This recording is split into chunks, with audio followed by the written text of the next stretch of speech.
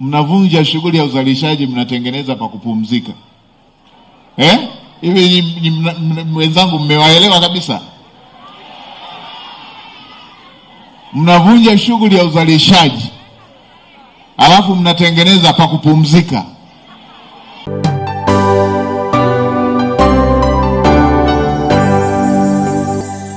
Mume wangu wakati wa uhai wake alipewa maeneo mbalimbali katika mji wa Dodoma kwa kuwekeza kwa ajili ya huduma za wananchi.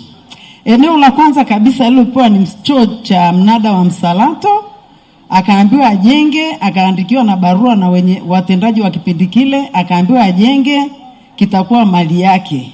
Akakazana akakijenga kwa muda alioambiwa, wakasaini, wakaambia ni mali yako. Wakamwambia kitoshi, tunaomba utujengee kingine. Akajenga kingine lile eneo. Alipokimaliza tu aingize maji na umeme, wakamwambia hapana, haiwezekani, itakuwa mali ya jiji. Akaendelea kuendesha kile mpaka 2021 akafariki. Baada ya kufariki 2022 wakatuambia hiki choo kwa sababu kinaingia na waheshimiwa na nini, hakina hadhi ya kutosha, tunaomba mkirekebishe. Kijana wangu hapa akajitahidi kukirekebisha, akaongeza matundu, akaweka tiles, akaweka na tiles ukutani, akaboresha, akaweka na vyumba viwili pembeni. Alipomaliza tu hivi wakamwambia hiki choo ni mali ya jiji. Tukaa tunabishana nao, baadaye wakakifunga. Ikatoka maagizo kwamba kifunguliwe kwa sababu ilikuwa siku ya mnada. Baadaye tumekaa kama wiki mbili, wakaja watu wa jiji na mashine zao wakaweka pale, wakatufukuza. Tukaenda tukalalamika, tukasema jamani, kwa nini mnatufukuza wakati eneo tulipewa na tukawekeza? Na baada ya kuwekeza mume wangu kufariki mkatuambia tuboreshe, basi tufidieni hata gharama za ujenzi. Wakatuambia leteni mashine leteni BOQ zenu. Tukapeleka. Mheshimiwa Waziri Mkuu, kuanzia tulipopeleka zile mashine mpaka sasa hivi hatujawahi kusikia. Ukienda tumetembea pale jiji mpaka viatu vimeisha soli. Sijawahi kusikilizwa wala sikubahatika kuonana na mkurugenzi. Kero ya pili, Mheshimiwa Waziri Mkuu, tuna eneo lingine ambalo tumalize moja ili tupate majibu. Mkurugenzi wa jiji, hebu tuambie hili jambo.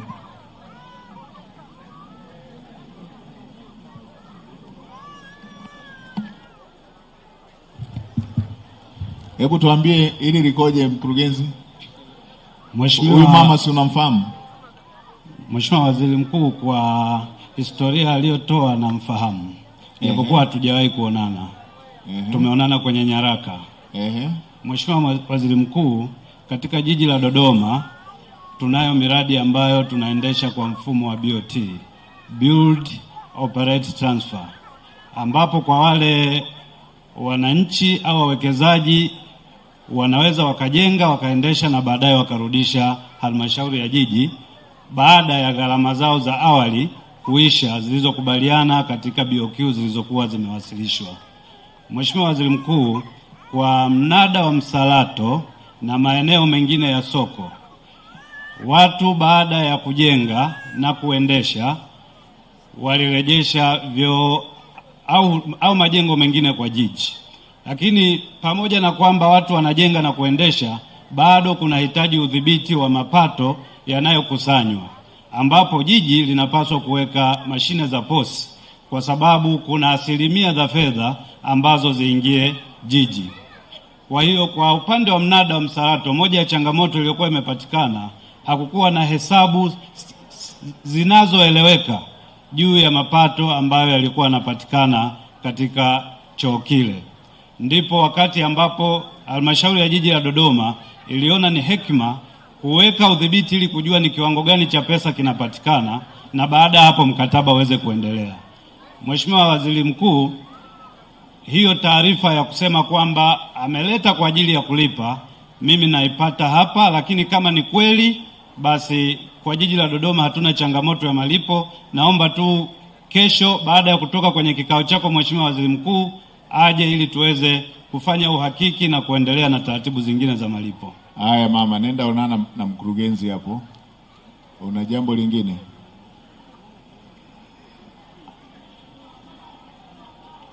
Una kero nne? Mpe tu. Bado moja, bado mbili. Mheshimiwa Waziri Mkuu, pamoja na hilo Nashukuru mkurugenzi amesema tutaonana, na mshukuru. Lakini Mheshimiwa Waziri Mkuu, nina eneo lingine ambalo liko eneo la Machinga pale Bairodi. Nalo mume wangu alipewa tangu 2008, amewekeza pale, tumeendelea kuliendesha mpaka mume wangu alipofariki 2021. Mwaka jana mwezi wa 8 wakaja na barua wakaniambia kuanzia sasa uruhusiwi kukanyaga eneo hili, kwanza we ni mhujumu uchumi. Kwa hiyo wakawagawia watu wengine yale maeneo, mimi wakanifukuza. La tatu, Mheshimiwa Waziri Mkuu, kuna eneo lingine liko hapo, eneo la Rose Garden area C. Lile eneo mume wangu alipewa tangu 1999. Tumewekeza hapo vitu vingi, mashine za gym na vitu vingi na baa na nini. Juzi wakaja watu wa TANESCO wakatukatia umeme ghafla. Tulipokuwa tunauliza, kesho yake tukawa barua ya siku moja, tukaambiwa bomoa, ondoa. Baada tunashangaa ni kitu gani, kesho yake jana wakaja watu wa jiji na Manyundu wakaanza kubomoa lile eneo. Wakaniacha mtupu, Mheshimiwa Waziri Mkuu. Eneo la tatu kuna kiko stendi ya Mvumi. Nacho mume wangu alikitengeneza kuanzia 2004 na alipewa na dokumenti za kuruhusiwa kujenga, tunazo.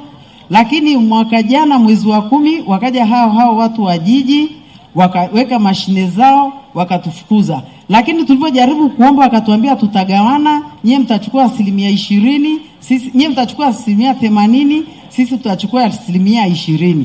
Nikakubaliana nao. Lakini nilivyoenda tena mara nyingine wakaniambia tena ukisogea hapa tutaita mgambo wa kukamate. Pamoja na hicho choo cha Msalato ni hivyo hivyo.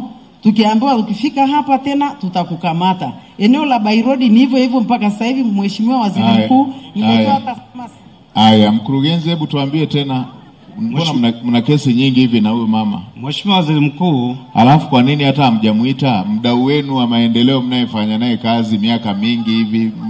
Mnachukuaje hatua bila hata kukaa? Mheshimiwa Waziri Mkuu, naomba nitoe taarifa kwamba katika utekelezaji wa majukumu yetu ni shirikishi sana. Mheshimiwa Waziri Mkuu, naomba nianze na swala la Rose Garden ambapo mtoa taarifa alikuwa mteja wetu. Mheshimiwa Waziri Mkuu, katika jiji la Dodoma hapo awali ilikuwa inatambulika kama tuna maeneo ya wazi takribani 138. Mheshimiwa Waziri Mkuu, baraza la madiwani ilitoa maelekezo ya kuhakiki maeneo yote, lakini kuona namna ambavyo maeneo yale yanarudi katika makusudio yaliyowekwa hapo awali. Mheshimiwa Waziri Mkuu, eneo la Rose Garden ilikuwa ni moja ya maeneo ambayo baraza la madiwani liliadhimia kwamba litwaliwe na kurudishwa jiji pamoja na upangaji uliofanywa muda mrefu, kisha tuweze kutengeneza kuwa green open space, tutengeneze bustani kwa ajili ya kupumzikia watu wa maeneo yale. Na utoaji huu haujafanyika Rose Garden tu. Lipo eneo pia la majengo maarufu inaitwa Kwakato, lipo eneo la baa ya G7 na maeneo mengine. Kwa kifupi, yameainishwa maeneo ambayo yanapaswa kurudi ili maendelezo yake yarudishwe katika makusudi yaliyowekwa hapo awali. Na mikataba ilishaisha? Mheshimiwa Waziri Mkuu, mikataba hiyo iliisha, na katika maeneo ya wazi mikataba yote hutolewa ya muda mfupi, na kama mhusika alivyosema yupo katika eneo hilo tangu mwaka 1999, na hata transfer ya matumizi yamefanyika ndani kwa ndani pasipo kuzingatiwa taratibu. Hilo halikuwa tatizo kubwa, Mheshimiwa Waziri Mkuu, pamoja na kwamba mteja wetu pia hakulipa kwa kipindi kirefu, lakini dhamira kuu ni kufanya lile eneo liwe kwa matumizi ya jamii nzima. Na tulichofanya, Mheshimiwa Waziri Mkuu. Mkurugenzi, maelezo yako mazuri sana. Shida moja tu, umesikiliza upande mmoja. Wewe mwenyewe umesema hujawahi kukaa naye, unaonana kwenye nyaraka tu. Umemsikiliza? Mheshimiwa Waziri Mkuu, tumetumia mbinu za aina mbili. Moja, mwishoni mwa mwaka jana tulitoa notice kwa wapangaji wote wa maeneo ya wazi ya jiji. Umemsikiliza? Mheshimiwa Waziri Mkuu, tulimsikiliza na kamati ya mipango miji ilitembelea katika eneo hilo kabla ya maamuzi kufikiwa. Kamati imemsikiliza? Mheshimiwa Waziri Mkuu, hilo naomba nijiridhishe nalo, lakini kwa maana ya mawasiliano ya maandishi ambayo ni njia rasmi tulimpa pia nafasi hiyo, Mheshimiwa Waziri Mkuu. Mkurugenzi, mlinde sana mitaji ya watu. Tuna dira inayotaka tufikishe dola za Kimarekani trilioni 1. Inabidi muheshimu sana mitaji ya watu. Mimi sipingi mipango mizuri mlioweka kama jiji, mipango mizuri ya halmashauri, mipango mizuri ya manispaa, mipango mizuri ya baraza. Lakini ninachosisitiza, lazima muheshimu mitaji ya watu. Msiamue tu kwa sababu mna power, mna mamlaka ya kuamua. Lazima muheshimu mitaji ya watu. Na lazima muheshimu maisha ya watu. Mnaweza mkasababisha pressure kwa watu. Mipango mizuri lakini lazima iwe shirikishi. Sasa mama hapa anatikisa kichwa. Umetoa maelezo mazuri lakini mama katikisa kichwa. Hebu tukusikilize mama. Mpe mama tena aongee. Mheshimiwa Waziri Mkuu, mkurugenzi anakuwa muongo. Manake baada ya kuona kwamba nimefikia hatua sio nazidi kunyanyasika nikiwa kama mjane na maeneo nimeporwa yakakabidhiwa watu wengine, mfano kama hilo la Bairodi nilikuwa na vibanda pale wakakabidhiwa watu wengine.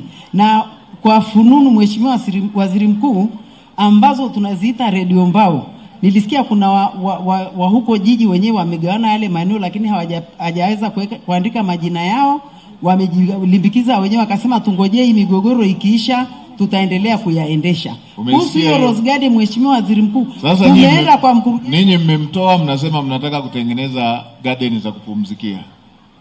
Mama anasema mmegawia watu, na taarifa ambazo ili asiwajibike nazo anasema za redio mbao zinaonekana mmegawana wenyewe watu wa jiji. Mheshimiwa Waziri Mkuu, maeneo haya ambayo yaliridhiwa na baraza la madiwani imekuwa garden au kuna watu wamepewa? Yanaenda kuwa garden na yapo katika bajeti hii tunayoenda 2025 2026.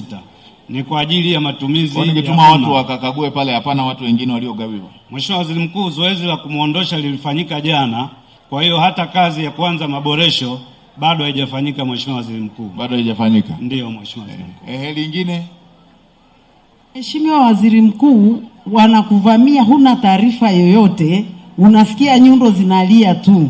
Nimewekeza pale vitu vingi vya thamani, lakini mfano eneo la Bairodi niliomba hata nitoe vile vibanda, walinikatalia wakawapa watu wengine.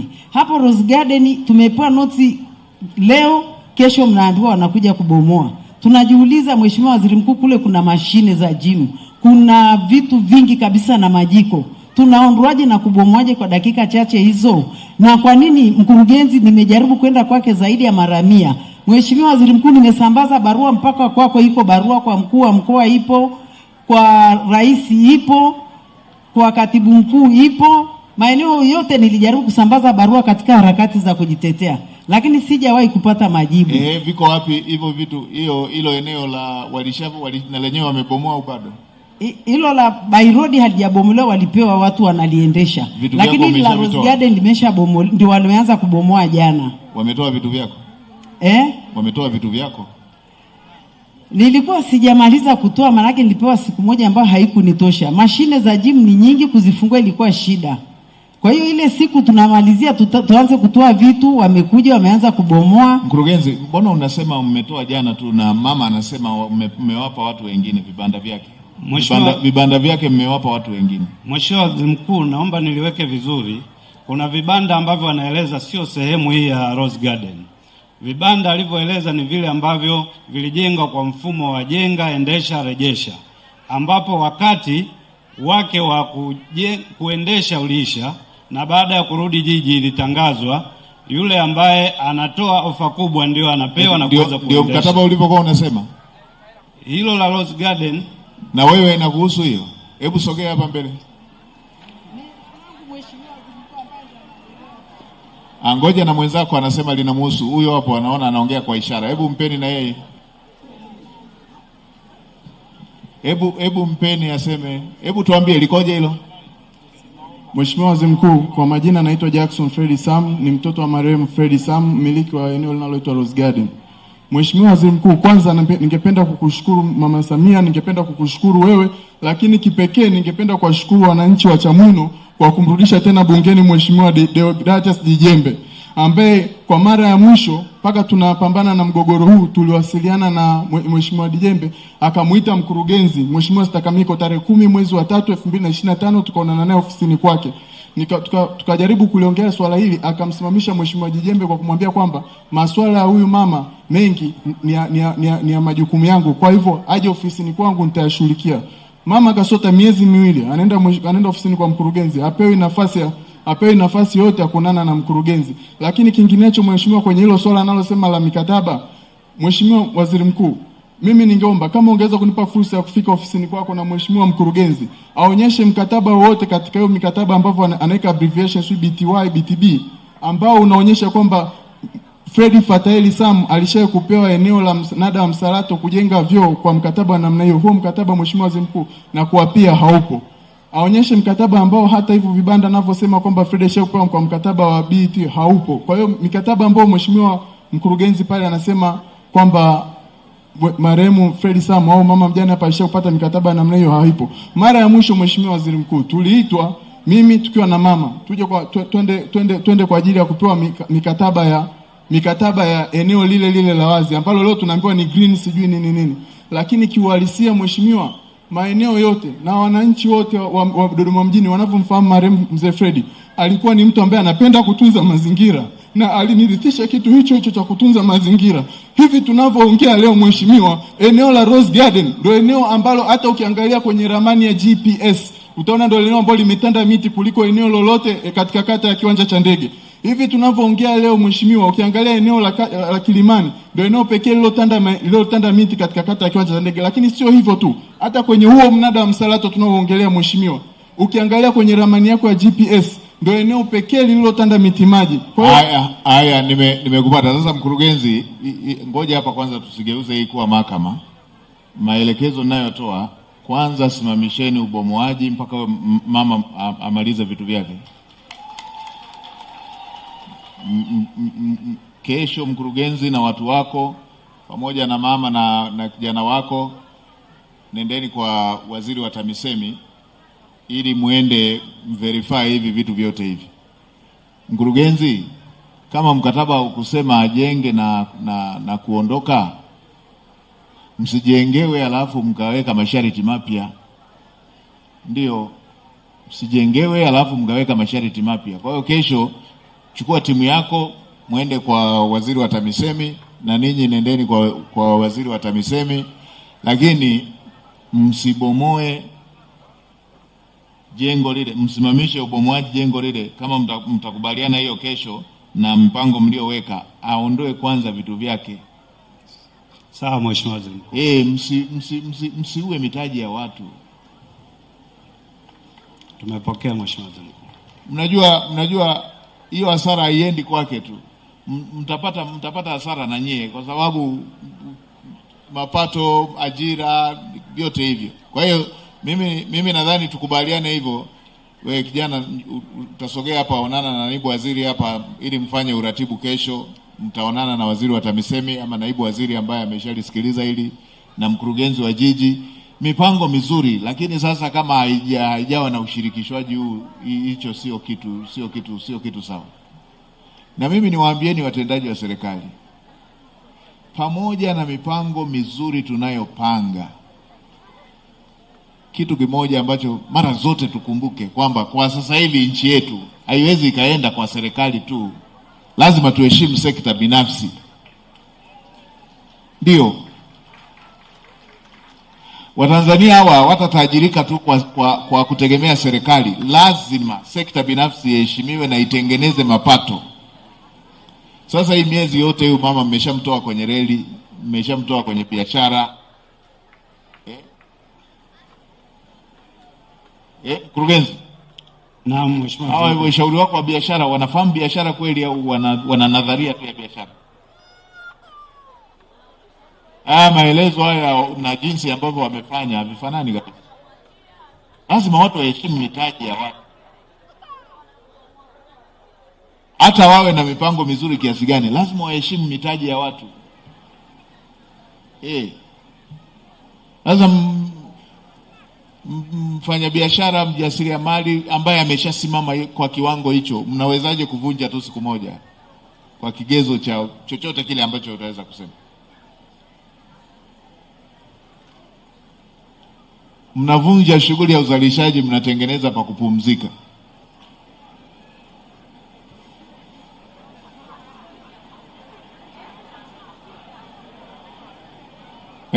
Hivi wenzangu mmewaelewa kabisa? Mnavunja shughuli ya uzalishaji alafu mnatengeneza pa kupumzika.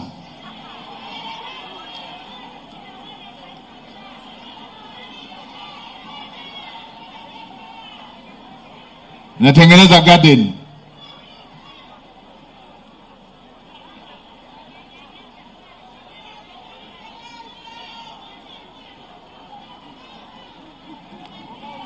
Haya mkurugenzi, kesho nimeshaelekeza, ngoja kesho waziri wa sekta atakaa nao tujiridhishe na hizo nyaraka zao zote mbili. Lakini simamisheni hiyo ya kubomoa, waziri alishughulikie kwanza hilo jambo, tujiridhishe na hiyo mikataba ilivyo, lakini simamisheni ubomoaji huo. Kuna bidhaa humo ndani, kuna vifaa vinavyonunuliwa kwa bei ghali, kuna uendelezaji umefanyika una gharama kubwa.